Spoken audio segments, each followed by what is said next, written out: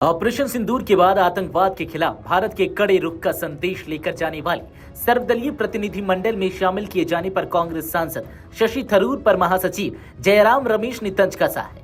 जयराम रमेश ने थरूर का नाम लिए बगैर कहा कि कांग्रेस में होना और कांग्रेस का होना में अंतर है।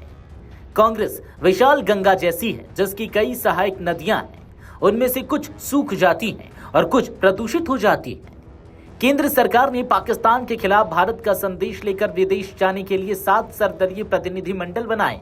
एक प्रतिनिधिमंडल की कमान कांग्रेस सांसद शशि थरूर को मिली है। इस पर सियासत तेज हो गई है। दरअसल कांग्रेस ने जिन 4 नामों का प्रस्ताव भेजा था उनमें शशि थरूर का नाम नहीं था।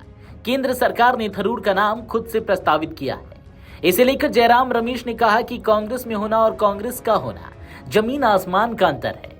सरकार पार्टी से विचार विमर्श किए बिना उनके किसी सांसद को प्रतिनिधिमंडल में शामिल नहीं कर सकती। यह अच्छी लोकतांत्रिक परंपरा रही है कि आधिकारिक प्रतिनिधिमंडल में शामिल होने वाले सांसद भी अपने पार्टी नेतृत्व से अनुमति लेते हैं। शशि थरूर पर कार्रवाई को लेकर कांग्रेस महासचिव ने कहा कि सरकार ने कांग्रेस से 4 नाम मांगे थे और उनमें वे 4 नाम भेज दिए थे। कांग्रेस की ओर से नामों में कोई परिवर्तन नहीं किया जाएगा। गेंद अब सरकार के बाले में है।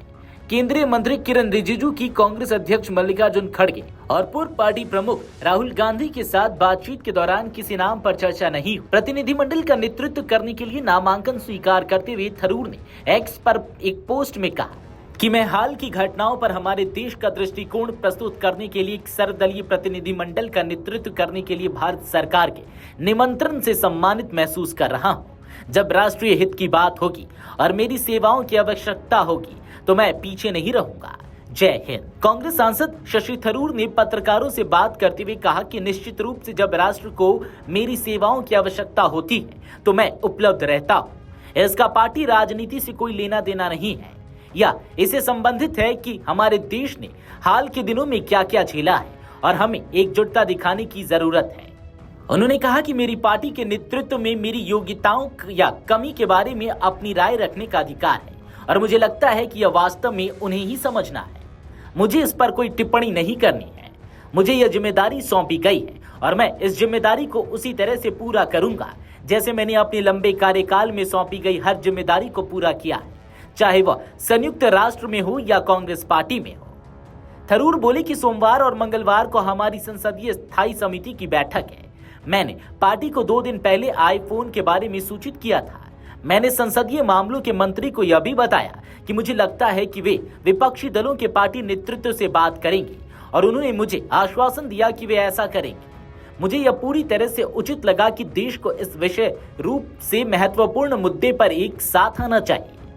इससे पहले संसदीय कार्य मंत्री किरण रिजिजू ने विभिन्न देशों में जाने वाले 7 प्रतिनिधिमंडलों का नेतृत्व करने वाले नेताओं के नामों का सरकारी पत्र साझा किया।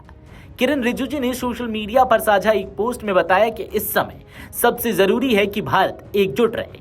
7 सर्वदलीय प्रतिनिधिमंडल जल्द ही अहम सहयोगी देशों का दौरा करेंगे और आतंकवाद के खिलाफ हमारे शून्य सहिष्णुता के संदेश को दुनिया के साथ साझा करेंगे या मतभेदों से परे राजनीति से ऊपर उठकर राष्ट्रीय एकता का मजबूत संदेश दर्शाता है। वीडियो डेस्क अमरउजाला.com। अगर आप ये वीडियो YouTube पर देख रहे हैं तो हमारे चैनल को सब्सक्राइब कर बेल आइकन दबाएं और Facebook पर देख रहे हैं तो हमारे पेज को लाइक करें। अगर आप ये वीडियो YouTube पर देख रहे हैं तो हमारे चैनल को सब्सक्राइब कर बेल आइकन दबाएं और Facebook पर देख रहे हैं तो हमारे पेज को लाइक करें।